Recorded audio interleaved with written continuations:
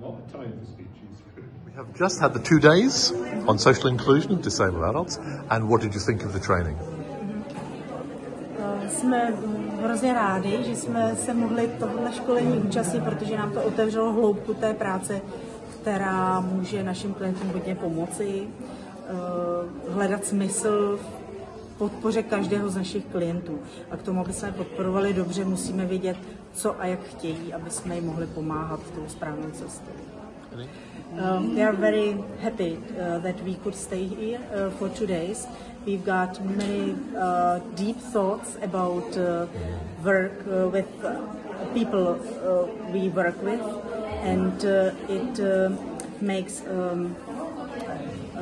reason why to stay in our jobs and to make us happy.